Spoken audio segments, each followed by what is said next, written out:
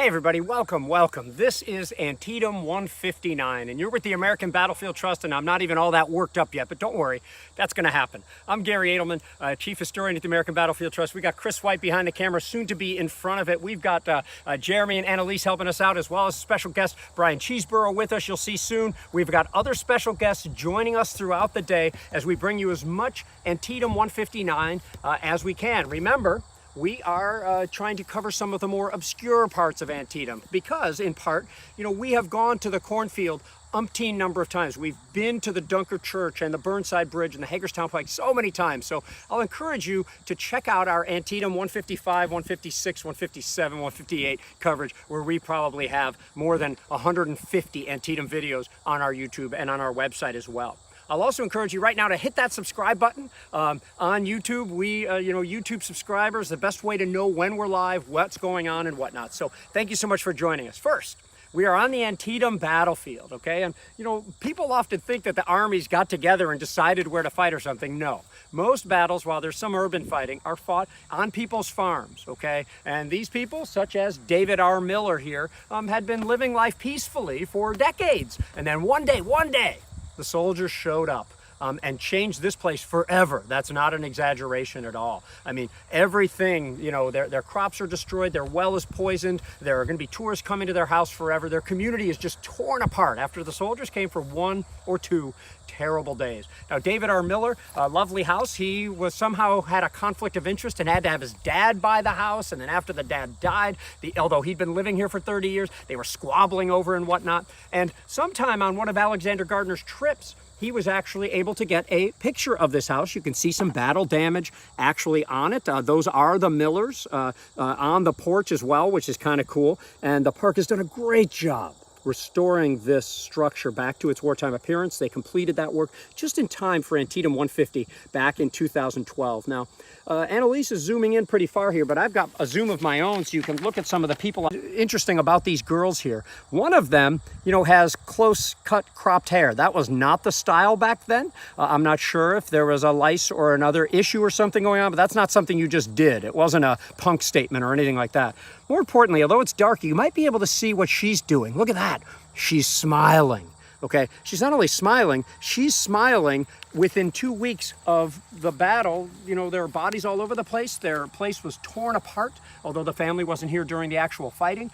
And somehow she's smiling. Maybe she's smiling because something funny had just happened, or maybe she's a 14-year-old girl and, that's what she's doing to cope at the time. We'll never know, but you can read into these photos and learn a whole lot. Now, let's walk and talk a little bit, and I'm going to bring on Kris White in just a second. You're with the American Battlefield Trust. Share this with your friends, and make sure you click subscribe. Before we get into the actual fighting stuff, I wanted to make sure we talk about, there's a lot going on in the fall of 1862. Some people say the turning point of the Civil War, and it's a pretty good case to be made because there are movements in Mississippi going on in September and October. There's an invasion, a Confederate invasion in Kentucky going on in 1862. And of course, there's this Maryland campaign. Kris White, Deputy Director of Education here at the Trust. Thanks, Garry. And as Garry pointed out, they usually don't know where they're going to fight battles. But if you ever worked in a National Park Service Visitor Center, a lot of people say, why did they fight all the battles in national parks? It's because they were all on the same map. So it's one of our ranger jokes that we have as we go along.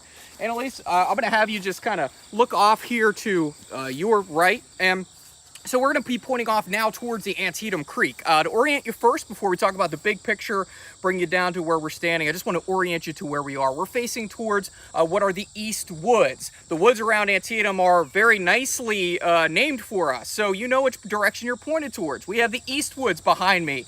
Then to the north, we'll have the North Woods, which will be going off towards the Miller Farm, the Poffenberger Farm.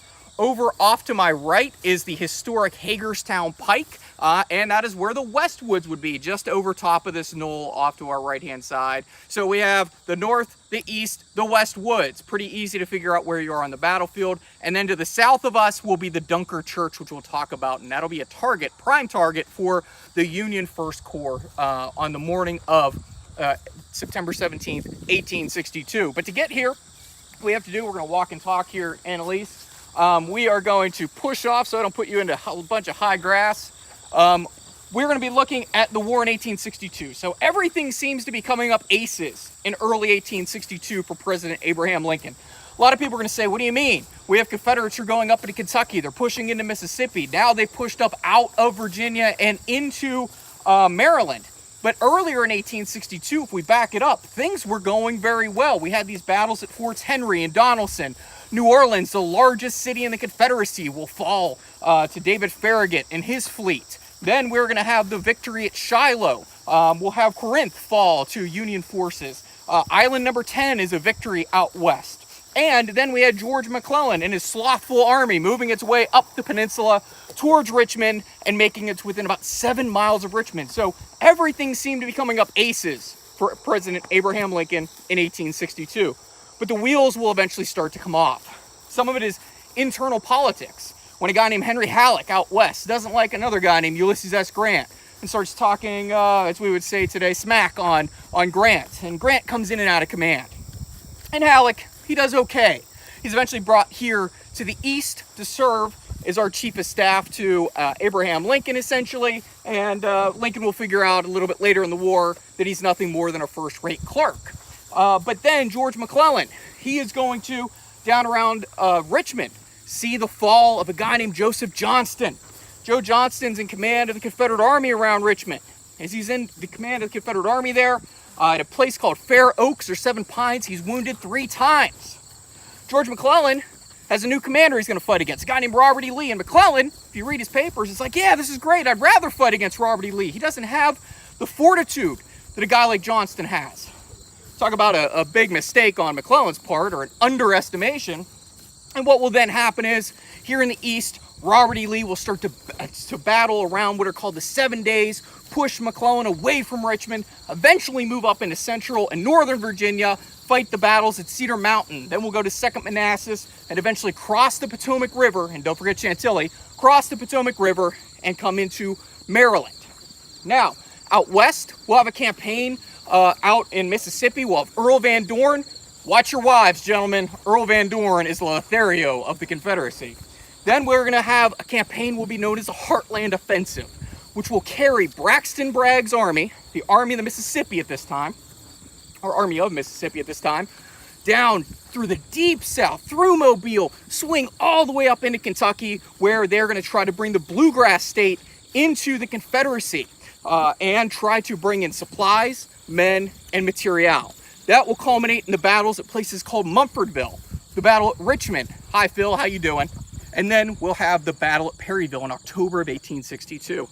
Here in the east, we'll have the Confederates moving across the Potomac.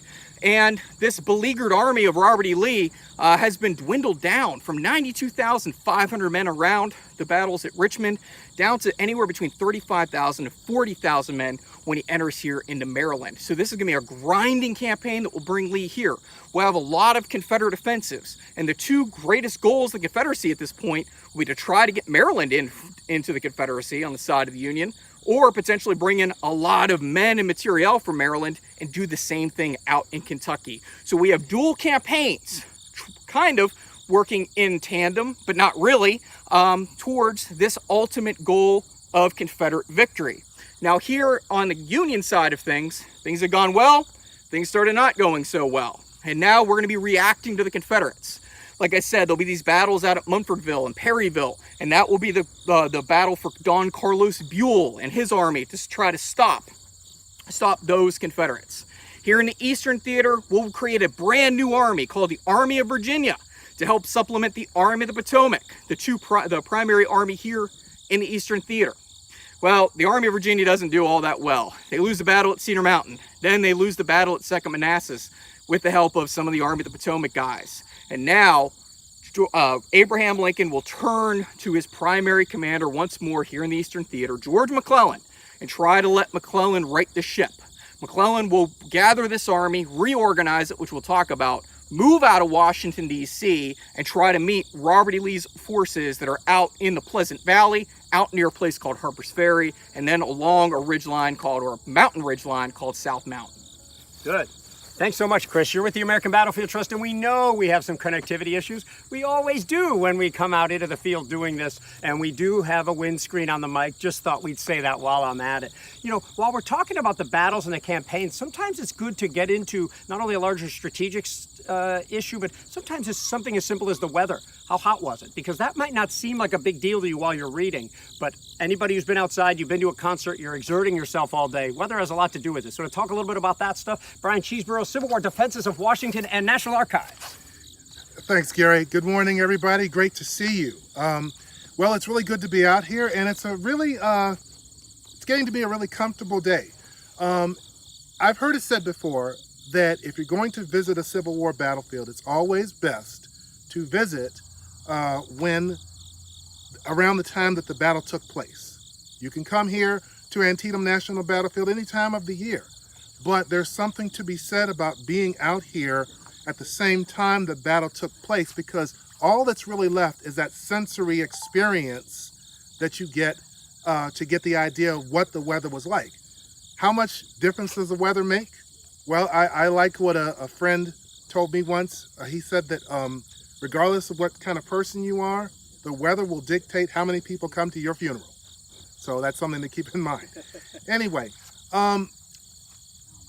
so the weather, as we know, and this is a book I got recently. This is Dennis Fry's book, Antietam Revealed. Great book, a lot of points in here, a lot of different things, just thousands of little factoids and everything. And it mentions that the temperature at daybreak on the 17th was a comfortable 65 degrees. The high temperature reached 75 degrees by mid-afternoon. Relative humidity measured a nearly intolerable 71%, and the winds were calm, barely moving at 2 miles per hour from the west. Clouds were high and scattered. And you know what? That's about the weather that we have right now. I just checked my phone. It's about 71 degrees. There's a little breeze. It's pretty cloudy, but it is a nice day and it's humid. So this is really matching that weather that those soldiers experienced. I also noticed as we were walking up here, I could hear the locusts. I don't know how much locusts they heard over all the cannon firing and gun firing and yelling and screaming and everything. But if they did, well, I guess the locusts were here. The other thing is what Kris talked about with the recruiting that the Confederates hoped would take place with this invasion of Maryland. And I never really thought about this until yesterday when I was doing some research for today. Keep in mind that when the war started in April 1861, the Confederacy, they asked for volunteers, I think 100,000 volunteers for a year, to serve for a year. Nobody thought the war would last too long, but it turns out that it's lasting a long time, and we know that it lasts 4 years. They don't know that, of course, at this time of Antietam. But in April 1862, a year after the war started, the Confederacy did something, first time in American history. They called for a national draft. That meant that, of course, you know, that you have to serve if you are called upon to serve. So some men responded to that by actually volunteering because they did not want to be forced into, they did not want to be coerced. Sounds almost like slavery, I guess. But they decided then that I'll go ahead and volunteer. But still, some men were drafted. Apparently not enough, because by this summer, after the campaigns, after the Peninsula Campaign, the 7 Days, Second Manassas Campaign and everything, finally they make this move north into Maryland, and they are hoping that this will be recruitment for Maryland, men from Maryland to join the Confederacy. They feel, as you know, fellow slaveholders, that they have a kinship with Marylanders. Probably the person most excited about this move is this man. This is Bradley Tyler Johnson. And he was a Confederate general. Actually, he's a colonel here. But anyway, he was from Maryland. He was born in Frederick, and he lived in Baltimore. And he was a lawyer and politician before the war. So when the war started, even though Maryland stayed loyal to the Union, he decided to join the Confederacy. So when he did, he wanted to join a Maryland unit. He did not want to join a Virginia regiment as some Marylanders had done. there was only so much recruiting in Maryland, actually really for either side. But anyway, he organized the 1st Maryland, a company of that, and by May 1862, they actually were, their enlistment was up. As I mentioned, that the year had gone by. And these men did not get out of Confederate service even after a year. That was the other thing, is that the Confederacy forced them to still stay in uniform. Once you get into a Confederate uniform, you really don't get out. But anyway, he gives a speech to his soldiers. They're like, well, we want to quit. And he's like, okay, guess what? And this, if you think about that speech in Gettysburg, in the movie Gettysburg, where Chamberlain gives a speech to those men who don't want to serve, they call it a mutiny. And the same term was used for this Company C of the 1st Maryland Infantry that Bradley Johnson commanded. So anyway, he tells them, tell them that it was you who, when brought face to face with the enemy, proved yourselves recreants and acknowledged yourselves to be cowards. So it's almost in that same spirit, if you know that in the film Gettysburg. So what happens is that when Bradley Johnson and the Confederate Army come north, he himself draws up a broadside, a recruitment poster saying, basically, we're here to rescue you, Marylanders. We're here to bring you into the Confederacy. We're here to recruit you and for our cause and everything. But the biggest factor that stands in the way, and I'll finish here, the biggest factor that actually stands in the way of this Confederate recruitment is the Confederate Army really smells pretty bad. They're in bad shape. They're emaciated or pretty much malnourished. They really stink. And you can read so many accounts of people talking about how I smelled this army long before I ever saw them. And it's really, really true. But anyway, that's my part right here. So back to you, Garry. Thanks, Bryan. Come on over here, and at least we can take a few steps higher so we can improve our connectivity maybe a little bit, maybe just to right here. You're with the American Battlefield Trust. We're on the Antietam battlefield for Antietam 159, and we're sort of just setting up the battle now. We hope you've already caught our videos. We posted 3 yesterday. We might have some more in store for tomorrow. We'll be live as much as we can, as much as connectivity allows, to bring you obscure Antietam. And make sure you subscribe to our YouTube channel while you're at it and share this with your friends. I know I'm asking a lot. One thing that Bryan said, I can't stress enough, this idea of trying to be at a place where the weather is similar to what it was. I mean, even when you brew coffee, you can smell the Civil War.